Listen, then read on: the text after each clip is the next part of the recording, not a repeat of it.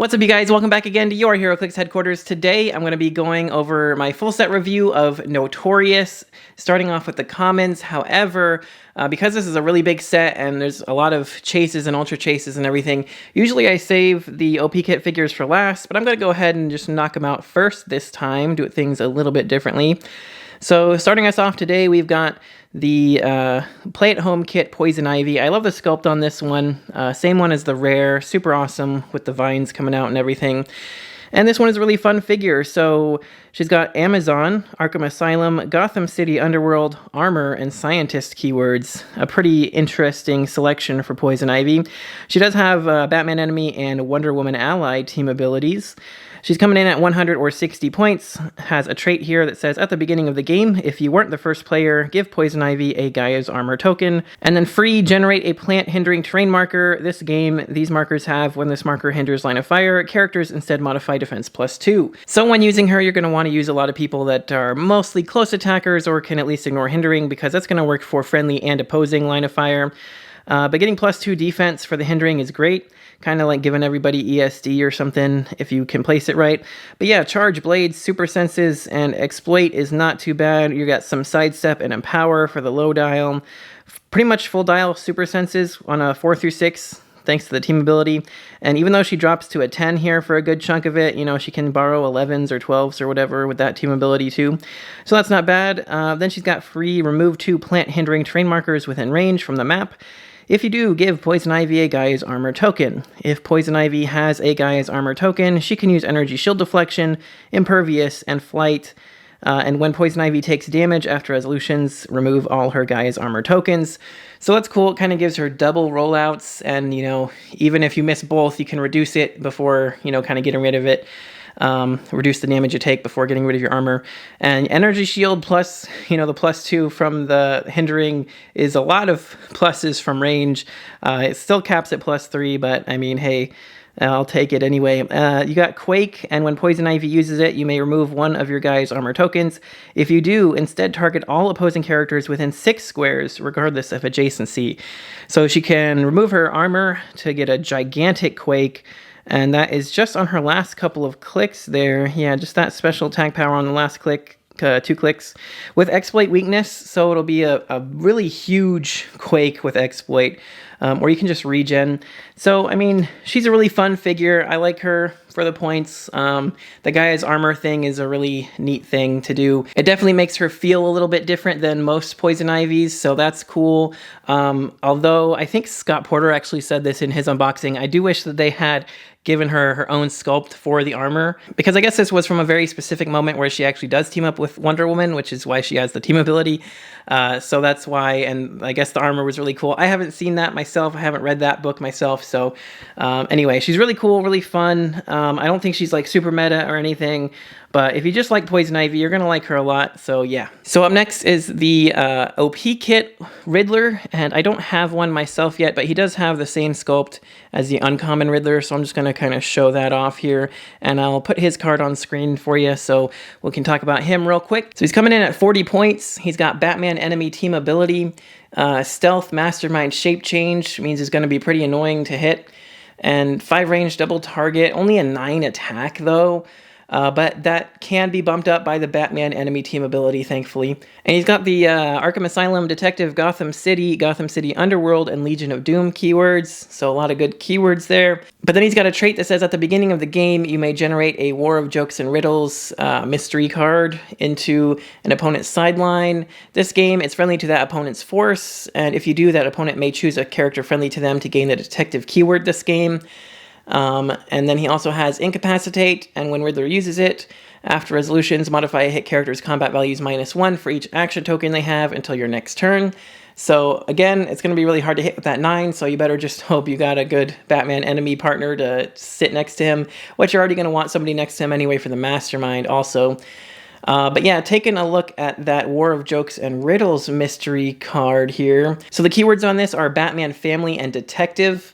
And for the clue effect, when a friendly character with a listed keyword attacks or is attacked while occupying hindering, after resolutions gain a clue token.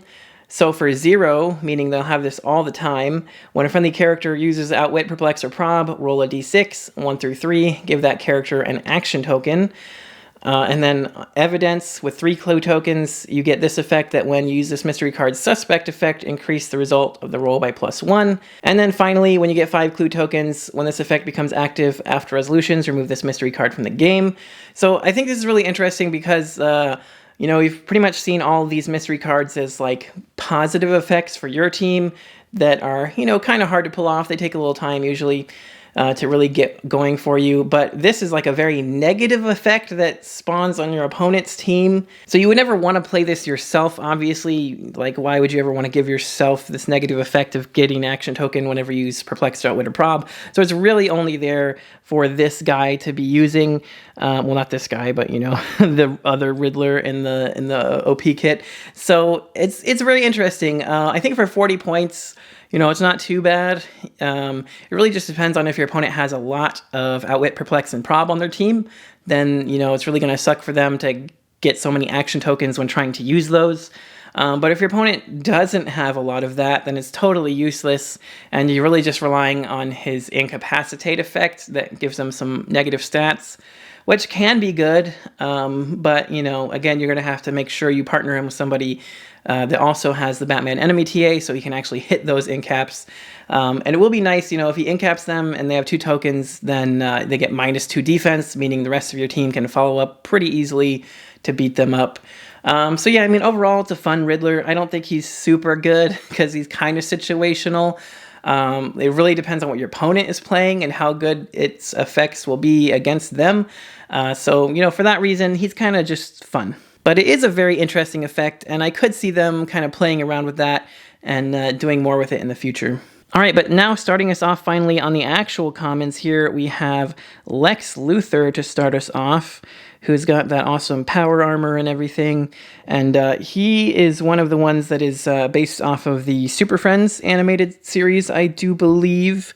But anyway, he's got Legion of Doom, Metropolis, Orange Lantern Corps, Armor, Herald, and Scientist keywords.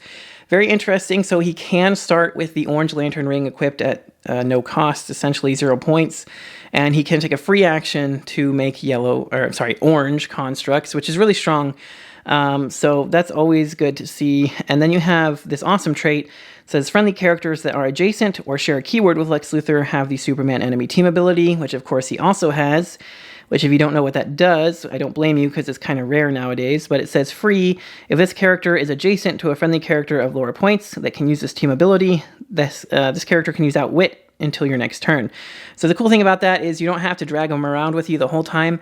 As long as you remember to use that while they're adjacent, take that free action, it just allows them to use Outwit for the turn. So then you can run up and Outwit something. You don't have to drag somebody with you or anything like that. They don't have to remain adjacent. Because you won't lose Outwit until your next turn, so, you know, pretty cool.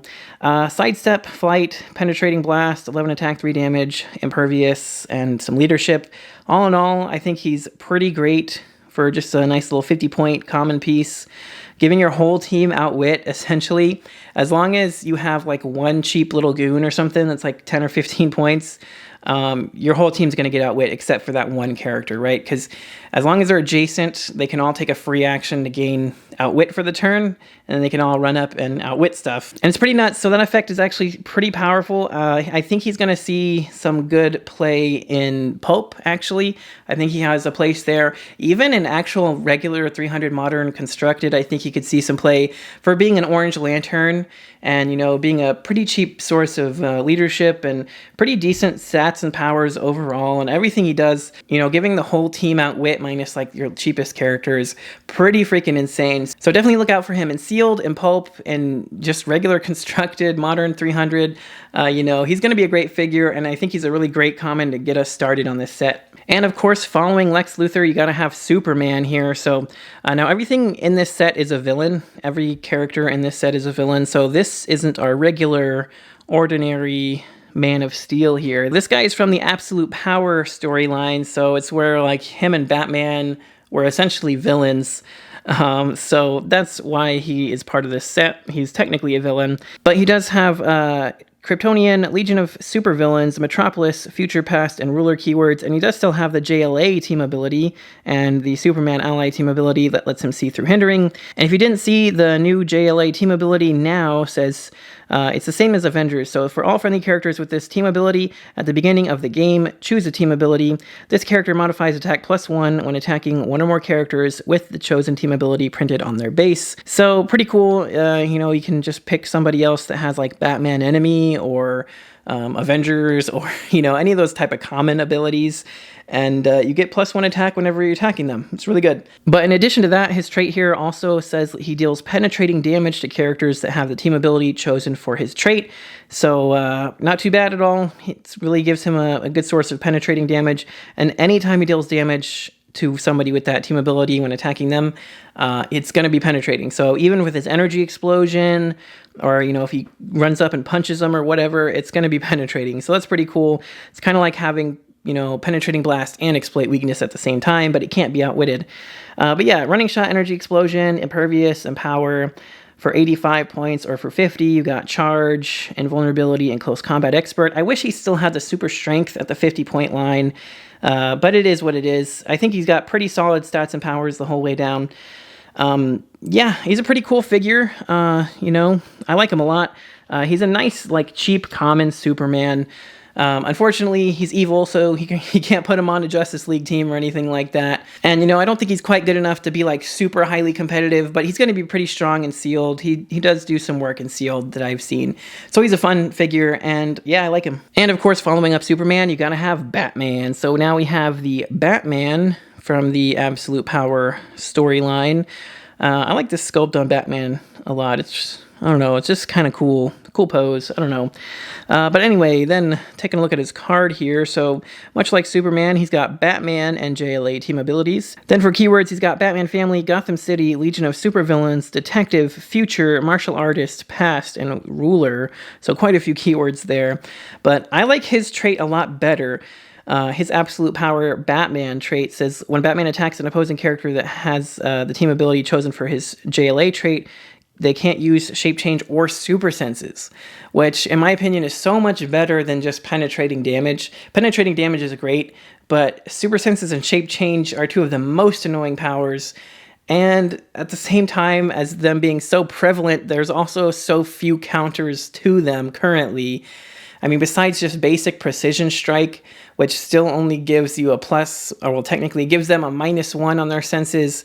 There's so many people that have senses on a 4 through 6 or even 3 through 6 anyway, that the -1 doesn't really help you out that much getting through it from the precision strike. And, Battle Fury is good for countering shape change, but it kind of sucks to have in general because you can't be carried and stuff, and you don't see it a whole lot. So just being able to counter shape change and super senses, because you do see those stacked on a lot of characters a lot of the time, I think is a really, really powerful effect. And he also just has Batman Ally for stealth, so that's great. And he's coming in at 70 or 40 points. On 70, you got charge, incap, toughness, and enhancement, which is all nice. But for the 40-point line, you got sidestep, toughness, and range combat expert. And I am a bigger fan of the 40-point line for sure on this one. For the Superman, I would have preferred the 85 for the running shot and everything.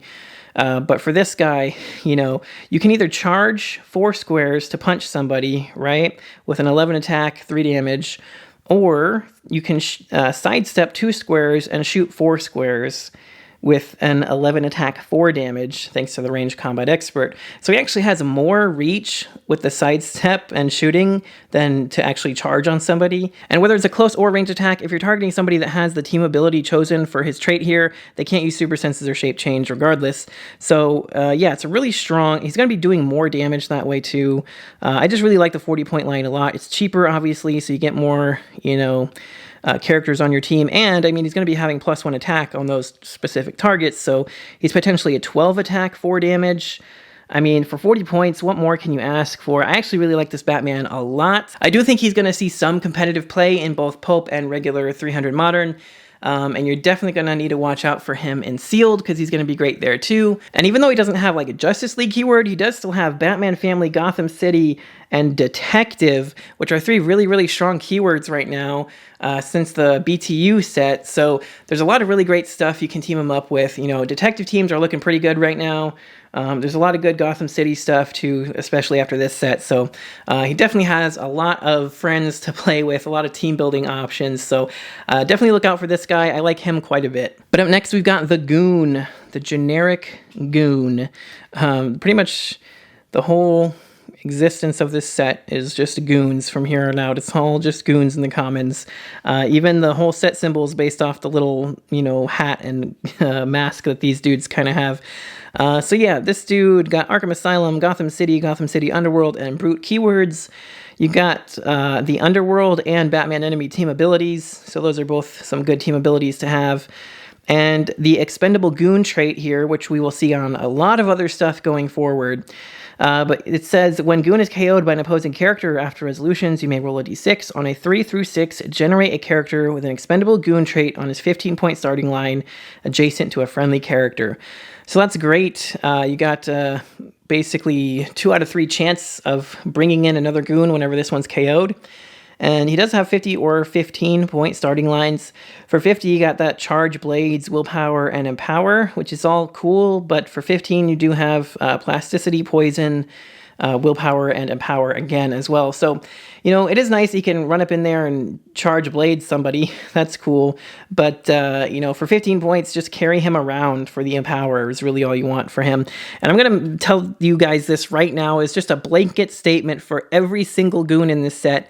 While some of them are decent for 50 points, I'm not playing any of them at 50 points, okay? They're goons, first of all. You don't want a Goon taking up a sixth of your team. 50 points is a lot nowadays. And yeah, I'm pretty much to the point where, you know, back in the day, 50 points for a Goon was not too bad. It's kind of average. But I'm to the point now where I'm not paying more than like 30 points for some type of little henchman, you know, generic figure like that. Yeah, unless they're really, really cool or something. But 30 points would be my max. I'm really surprised that all these Goons had a 50-point line. And like I said, not all of them are terrible. Some of them have some merit, especially in Sealed.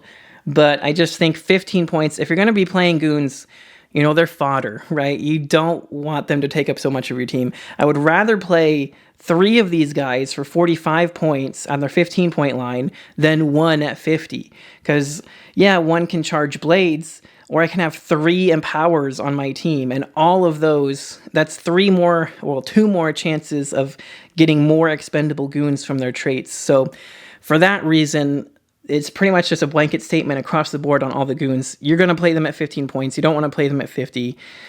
And yeah, I mean, I guess you could make the argument for carrying the other ones with you, but even then, you probably just want your boss guy to carry them around if they have Underworld. So yeah, I think they're really great if you have a couple of these dudes just to be carried around. Like I said, somebody else with Underworld TA, carry them around because they're less points at 15, and you got double Empower on them, which is going to be super strong.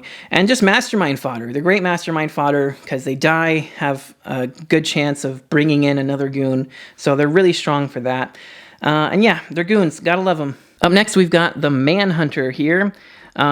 Pretty cool little robot dude. And you can see here, he's got the Sinestro Corps keyword, as well as Cosmic Police Robot. So pretty good keyword selection.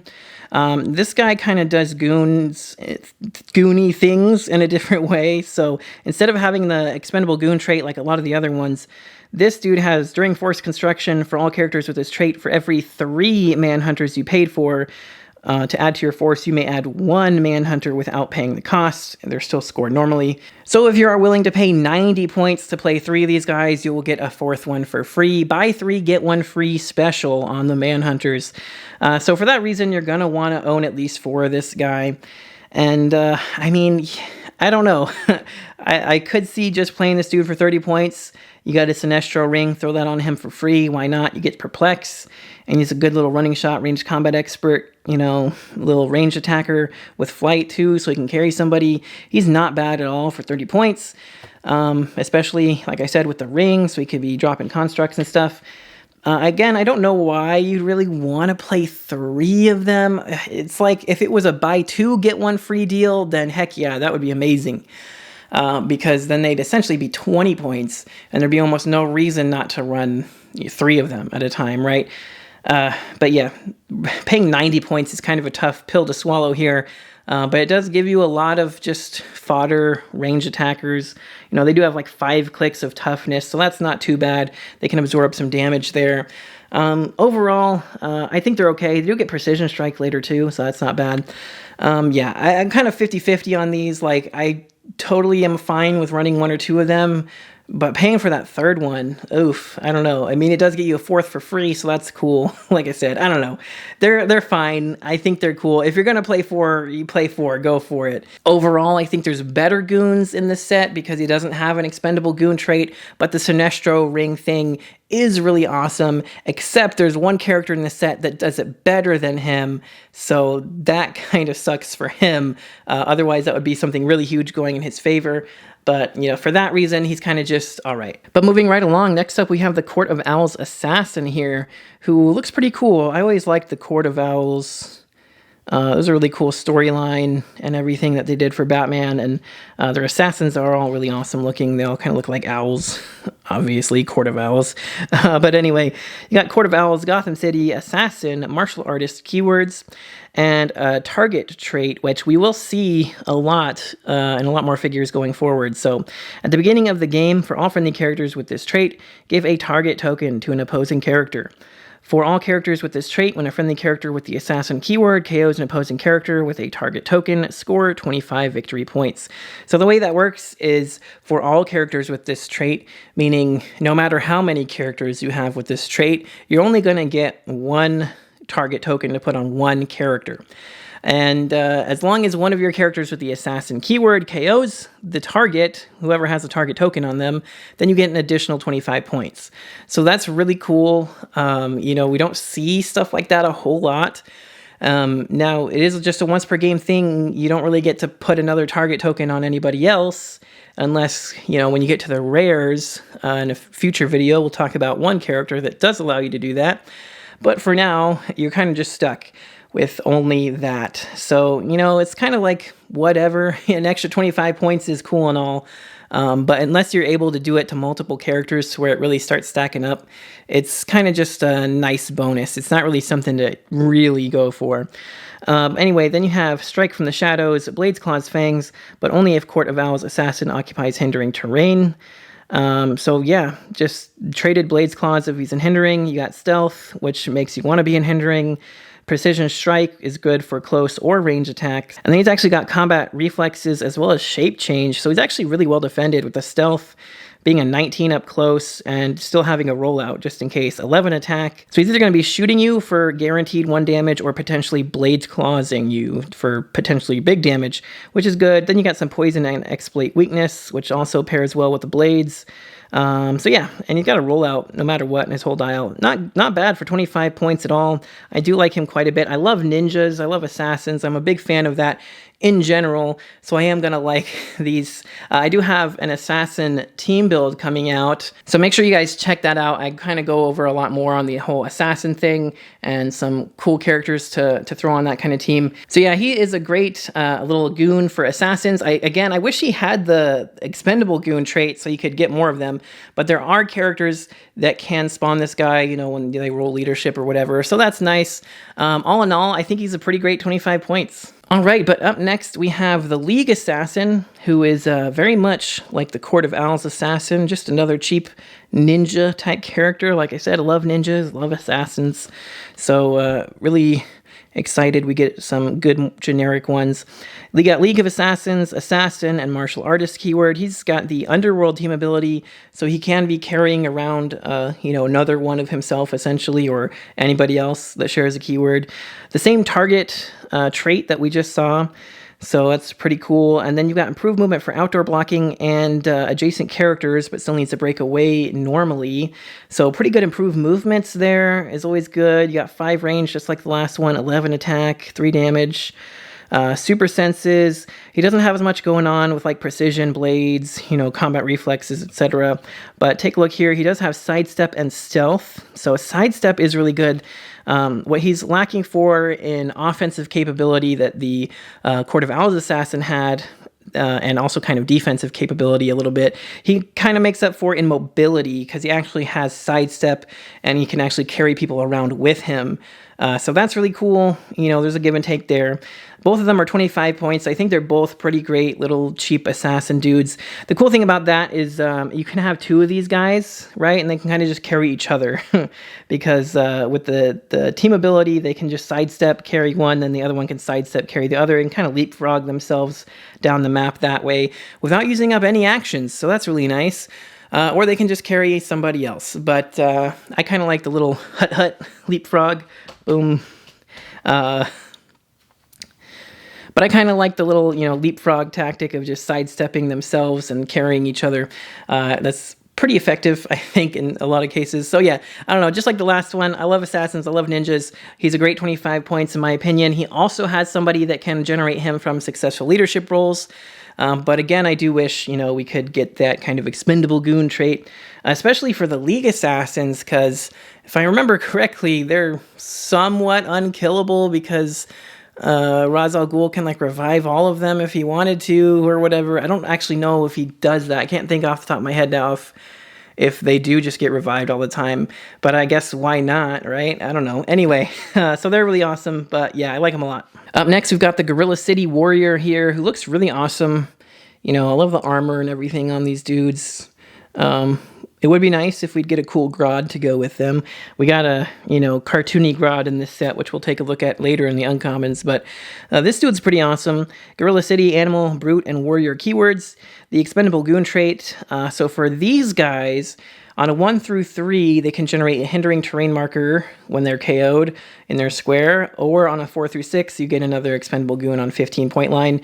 So the regular goon is the only one that gets you just another goon on a 3 through 6 and doesn't do anything else. All the other goons have some other effect that if you roll a 1 through 3, you get like the lesser effect, or a 4 through 6, you get another goon. All the other goons have effect, like a lesser effect if you roll a 1 through 3, or a 4 through 6, you get another goon in their place. So that's one thing that's kind of cool about the goons. They have a better chance of getting you more goons, but they don't do anything else. So for all these other ones, you at least get like a secondary effect. You know, generating a hindering is kind of whatever, but it could come in handy. Again, blanket statement, you're going to want to play this guy at 15. Why bother playing him at 50? He's very similar. I mean, you get stealth, a little higher attack and damage and defense, whatever. But again, probably rather just play a bunch of these dudes for 15 than one for 50. They're just going to have more damage output than one of them. They're going to take more hits than one of them, etc., etc. They're going to spawn more goons. There's just so many reasons to play more than one of them at 50, except, like I said, again, maybe sealed. But he's pretty great. I mean, he's got the super strength and close combat expert, so he can hit for 11 attack, potentially like 5 damage with the super strength, and knock somebody out. And, you know, the close combat expert. So there's a lot of attack and damage buffs there that you have potential to. And, I mean, 15 points to potentially hit for 5 damage, that's pretty good. Or they got invuln, so they can at least take one good hit, maybe. So yeah, for all those reasons, not too bad. Next, we've got the Joker Goon here with the Joker Fish. So I think that's out of the animated series, right? The Batman animated series, and they have the Joker Fish, I think. So I think that might be at least referencing that. But anyway, then you've got the Arkham Asylum, Gotham City, Underworld, and Brute keywords. The Batman enemy team ability, of course, so he can be sharing attack values, which is great because he's got a 9 on his 15-point line. But yeah, on a 1 through 3, when he's KO'd, you can generate a smoke terrain marker in his square, or otherwise you get another goon, so love to see that. And the Joker in this set does a lot of stuff with smoke terrain too, so that's pretty much why they make smoke terrain. But yeah, Flurry Blades for 15 points. Potentially having like an 11 or 12 attack, you know, if you're using the team ability right. Yeah, don't mind if I do. Just carry one up with somebody and, you know, place them next to an enemy, and next turn, if they don't die, just go to town on them with Flurry Blades. Why not? I think, again, definitely worth the 15 points. And again, 50 points isn't horrible. Charge, precision, exploit, super senses, that's all fine and dandy. But, you know, why would you play him? Why would you pay the 50 points when you could play 3 of them for 45 total at the 15-point line? So yeah, again, that's just my only gripe with the goons. The 50-point line usually just isn't quite worth it, but they're great for 15 points. Moving right along, next we've got the Gorilla Boss, and I don't really know anything about this guy. I don't think I've ever heard of him before, honestly, but he's not too bad. He was pretty good in Sealed from what I've played. So he's got the Batman Enemy and Underworld team abilities, 2 great team abilities. Arkham Asylum, Gotham City, Underworld, Animal, and Brute keywords.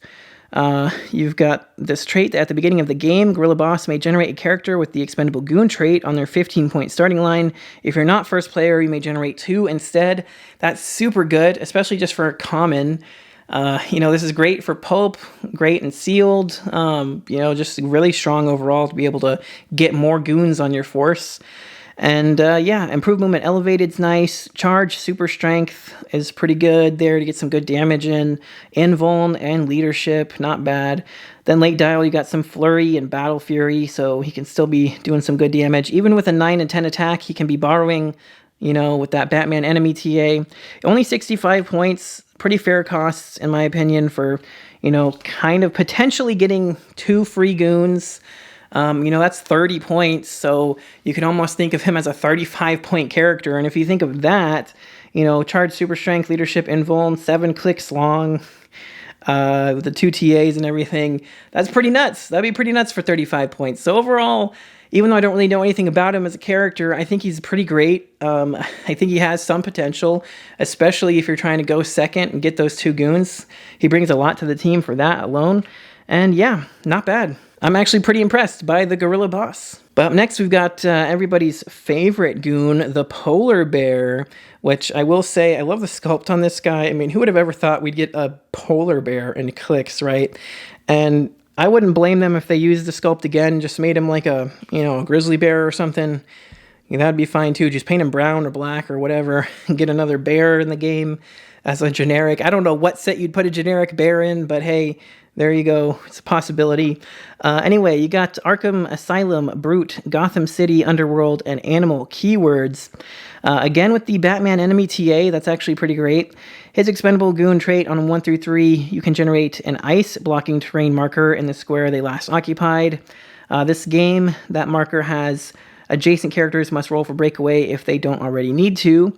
And otherwise, you get to generate another goon when they're KO'd. So yeah, I actually like theirs a lot, because either you get another goon or you get a blocking terrain marker, which is going to block line of fire. But also, since he's already kind of an up-close in the fight kind of character, it's going to be locking them down, right? They're going to have to break away from it or take an action to destroy it or something. So either way, you're going to have another way of holding them up. It's almost better to roll to get the blocking because, like I said, it's still going to take their time to roll the breakaway or break it or whatever, rather than just hit another goon for another free 15 points or something, right? So for that, that's pretty great. He's also got swim ability, which is nice for those watery maps to get some kind of range protection. And yeah, so again, 50 points, especially in this case, yeah, you get super strength and impervious, but hey, I would rather get the charge, quake, battle fury. I mean, he already has battle fury, but you know what I mean. definitely want to play the 15-point line for this guy. Also, super strength kind of confuses me. I've never seen a bear pick something up to hit somebody with. I feel like blades would have made more sense because they've got all those sharp teeth and claws and everything. But, you know, whatever. It is what it is. Like I said, 15 points all the way. Definitely. They're a really fun one to just charge in there. Battle Fury is great to get through the shape change or just quake a bunch of people around. And yeah, like I said, very cool effect when they're KO'd to make a blocking terrain marker that locks people down. I like that a lot. So one of my favorite goons. Plus they're a freaking polar bear. So what's not to love? Up next here we have one of my other favorite goons, the Black Manta Goon. Just in his little scuba diver outfit. You got the little tank and everything and some weird yellow laser gun or something. I don't know what that is. Kind of silly looking, but I like these guys a lot for only 15 points. So taking a look at his card here, first of all, they're team player, so that's great. Just being able to copy any team ability is so good. For keywords, they got Injustice League, Legion of Doom, Secret Society of Supervillains, Brute, and Pirate, so not too bad there. But for their Goon trait, on 1 through 3, you can generate a water terrain marker and the score they last occupied. Otherwise, you get another Goon. So that's not too bad. You know, usually they do have swim ability also. So for the kinds of teams you want to put them on, you're probably going to want more water anyway. So that's not too bad. But you probably do want another Goon instead. But yeah, for 15 points, enhancement for 15 is not bad at all. Yeah, again, for 50 points, not bad with the running shot, energy explosion, and invulnerability. That's all great. But for 15 points, I can't help but love that enhancement for 15. Especially also with the team player team ability, because they could choose literally anything, like maybe PD or... I don't know, it really depends on what team you put them on, but if you got police team ability, or even if you just have like Batman enemy so they can at least up their attack, or if you have Underworld so they can carry somebody, or maybe you got somebody with shield TA so they can also give, you know, more range and +1 damage stuff. You know, it really depends on what kind of team you're playing, but it just gives them a lot more options. I really like that combo of being a wild card and having enhancement for only 15 points, and potentially just replacing themselves when they get KO'd. So that's all really, really strong in my opinion. And for all those reasons, that makes them one of my favorite goons. All right, but up next we got Bizarro, and this dude is really cool. I think they did such a great job designing this figure. Again, this is from, I believe, the Super Friends animated series classic television show there, with that old school kind of look to him. But yeah, you got Superman enemy team ability, so that's good because he has a lot of points. So he's gonna basically have outwit his whole dial. Legion of Doom, Metropolis, Outlaws, Brute, and Monster keywords. Got a lot of good options there. So the main thing about him I think is so cool is this trait here that says, when Bizarro starts the game, you may turn him to click number 9. If you do, this game, turn his dial in the direction of decreasing click numbers when he's damaged, and in the direction of increasing click numbers when he's healed. If he would be turned past his starting click, KO him, protected pulse wave. If played at 60 points, his starting click is number 5. So it's really cool because it gives you a lot more options with this dial. So for 120 points, you can play him here with the Flurry, Super Strength, Close Combat Expert, and everything, just like normal on click number 1, or you can play him on click number 9 with the Running Shot, Penetrating Blast, and everything. So that gives you 2 separate options for 120, and for 60, same thing, you can play him with the Running Shot, Penetrating Blast, and everything, or you can start him with the Hypersonic, Super Strength, and Invincible Close Combat Expert. So it gives you a ton of options, either way you want to play him. Funny enough, though, even though I've heard a lot of people just say, yeah, obviously play him, start him off with the Running Shot, with the Imperv, Shape Change, Penetrating Blast, that's all great. Yeah, that's good, that's fine. But I still like his regular starting lines, I think, more, in my opinion. For 60 points, you get Hypersonic, Super Strength, Close Combat Expert, so you could be hitting 12 for 4 and knock him back, and you got 18 Invincible. I think that's great for 60 points.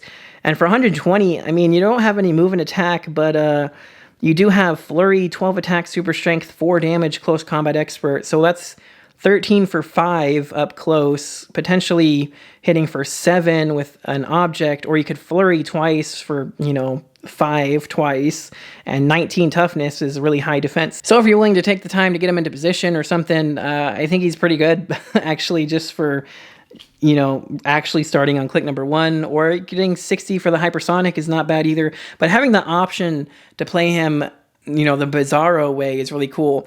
And for you guys that are newer to the game, maybe you've never heard, but there was like kind of a way you could play that was, it wasn't official or anything, but it was called Bizarro rules, right? Where you would play your character starting on the last click and, clicking it backwards, just like this trait gives him the ability to do. So yeah, I think that's really cool, kind of like a shout out to that thing, and having essentially full dial outwit from the team ability is always useful too. So yeah, I really like this Bizarro a lot. For being just a common, this is one of my favorite Bizarros. I also think he's really strong and sealed, and has some potential in pulp as well, in my opinion. Up next, we've got the Riddler Goon with his creepy face. I don't know, he's so creepy looking, and just kind of got the green jumpsuit with the question mark you can kind of see there behind his arm. this would be a good, actually, I think, Lex Luthor sculpt if it was just an orange jumpsuit, because he's already bald and everything. It already kind of looks like him. But anyway, he does have Arkham Asylum, Gotham City Underworld, and Brute keywords. He does have the Underworld team ability, which is great. His expendable goon trait on 1 through 3, give the character that KO'd him an action token. Otherwise, you get to generate another goon. So unfortunately for this guy, I don't think that's a very good, a secondary effect on a 1 through 3. There's good odds that when they're hitting you and KOing this character, they're already getting a second token. Now, if they're not, then it's pretty good to double token them up. But if they are getting their second token already anyway, then it literally doesn't do anything. So that kind of sucks. But yeah, and then, his dial too is kind of meh. You got Charge, Close Combat Expert Toughness, or Sidestep, Close Combat Expert, and Super Senses. So if he had the Batman enemy team ability to, get his attack bumped up to an 11 or something, so he could actually, be hitting with, a 12 for 3, that would be pretty cool. If he started with the Perplex instead of the Close Combat Expert, that would actually be amazing. But I'm just going to say overall, I think this is kind of the weakest goon. Though I will say having the Underworld TA with the Sidestep is pretty nice. So that does give him some utility. Like I said earlier with the League Assassin sidestepping themselves up, right? He can do the same thing, right? He can sidestep somebody up and then they can sidestep and everything, like if you have 2 of them or whatever. Or just, I don't know, having that TA with sidestep is useful, but otherwise I can't find much use for him beyond that. I think that's his biggest value is the sidestep with the Underworld TA for carrying people around. He's okay in close combat, and that's about it. From Riddler Goon, I would want a little bit more. I feel like, I think the starting Perplex would have been great. I think that would have really made him feel more like a Riddler Goon, or some Outwit, but that might have been too powerful. But yeah, if he had the Perplex instead of the Close Combat Expert at 15, it would have been a great goon. Otherwise, like I said, I feel like he's the weakest goon overall, but even the weakest goon isn't too bad. All the goons are pretty good overall. Next here, we've got the White Rabbit Goon, and this guy's also pretty creepy with his little rabbit mask, looking crazy. And this one, I think, is one of the better goons. I actually like this one quite a bit. So he does have Batman Enemy TA. He's got Arkham Asylum, Gotham City Underworld keywords. And then for his expendable goon trait, on 1 through 3, you can place the character who KO'd him up to 2 squares away from their current square. That's not bad. Putting your opponent out of position is always going to be useful. Or just generating another goon, always good too. Again, 50 points. Why? Charge, Incap, Shape Change, Toughness, that's all decent, I guess, but I'm not paying 50 points for it when I can pay 15 points for Mind Control and Support. Those are 2 very powerful effects to have for merely 15 points. And I'm definitely gonna, exploit that. So I think it's just a super cheap support figure. The only cheaper support figure we have than him is Aunt May from the Spider-Man Beyond Amazing set. So he is literally second place for cheapest support character in the game. But what he brings that Aunt May doesn't is Mind Control, which with, 10 attack is whatever, but he does have 3 range double target and the Batman enemy team ability. So he can easily share somebody's 11 or 12. And now you've got a maybe 12 attack double target Mind Control for 15 points. I'll take it, even if it's only 3 range. Perplex it up or something. I don't know, but I think the White Rabbit Goon is one of the best goons in the set. He's very, very close, in my opinion. I think there's one probably that's overall the best, but yeah, he's really strong. And in my opinion, the only other goons that are in contenders for second place goon or something other than him would be the regular goon for the Empower or the Black Mana Goon for the enhancement, but the support and Mind Control on this guy is super, super good. And like I said, there's only one goon that I would say hands down is better than him. But before we get to that last goon, we have Solomon Grundy here, who does have, well, first of all, we'll take a look at his sculpt here. He, again, is from the Super Friends TV show, classic old school kind of look to him there. But yeah, Solomon Grundy, he's got Batman Enemy and Injustice League team abilities. He's got Gotham City, Injustice League, Legion of Doom, Secret Society of Supervillains, Brute, Monster, and Mystical keywords, so he's got a lot going on there. Free, if Solomon Grundy occupies Water Train, heal him 2 clicks, and then Solomon Grundy has Safeguard Outwit, so his whole dial is Safeguard from Outwit, and then he always has the ability to heal 2 clicks if he's in Water Train. Yeah, just a full dial of 11 means that he's most likely the one handing out the 11 attack from the Batman Enemy team ability, not really getting anything from it, but he's a good source for that TA. Just sidestepping around too. He's got Swim, so he's also harder to target in water anyway. Full dial Invincible is great, especially Protected Outwit, and with all that healing, and just a lot of 3 damages ending with a 4. So overall, 70 points, not bad at all. He's just a good, cheap, average kind of beat stick of a character with super strength. He can do a ton of damage. He just absorbs damage too. He's just a damage sponge if you get him near water, because all that invincible that can't be outwitted and just free healing is great. So yeah, I like him a lot for that reason. He's also a good mastermind fodder for that reason also. So I think that makes him overall a pretty great Solomon Grundy.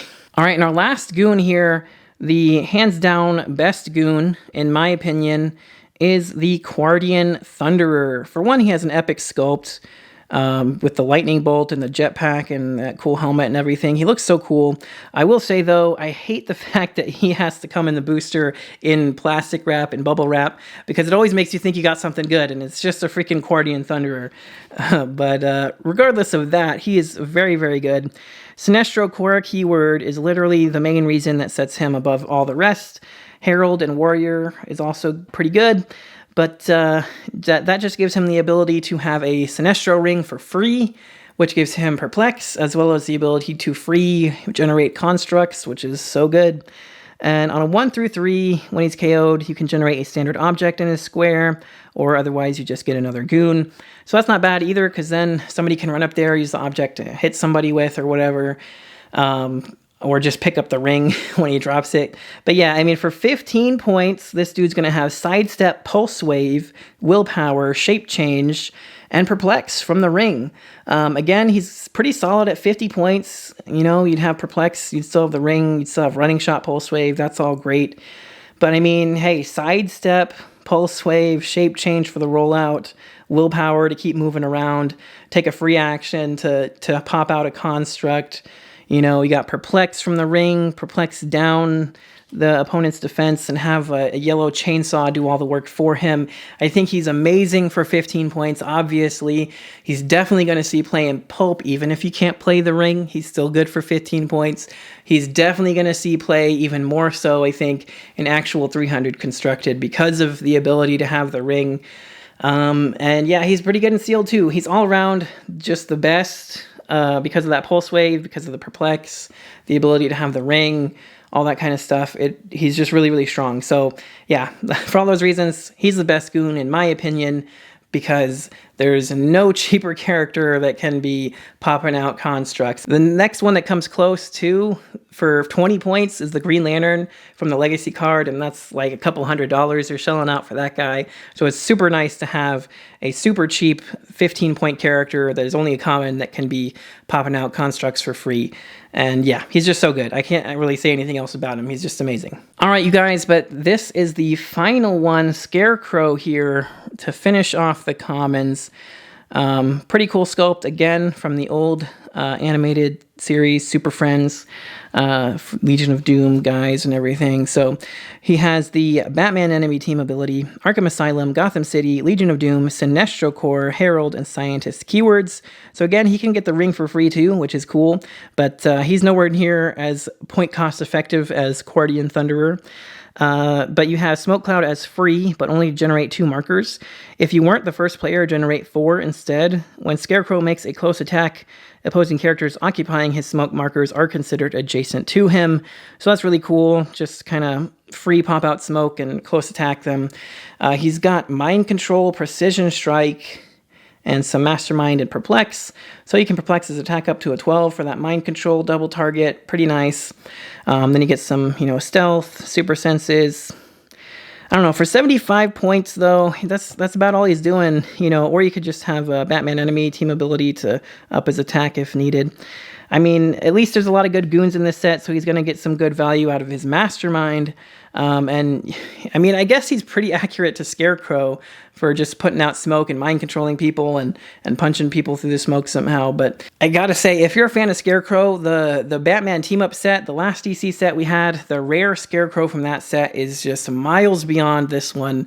So if I'm going to play a Scarecrow, I'm going to play that one. So that kind of sucks for this guy that we just got such a good Scarecrow in the previous set. But hey, he's still not horrible. If you want to play him just because, you know, you want to play all the Super Friends Legion of Doom squad, then go right ahead. But otherwise, I do think 75 points is a little bit too much for what he does. If he was like 40 or 50 points, I think he'd be pretty decent. Especially if he was like 40. If he was like 40 points, he'd be pretty good. I would definitely chop off the last click or two there and just drop him down to like 40 points. 75, like I said, just too much, but he's okay. He's just a fun little Scarecrow, you know, he does Scarecrow things.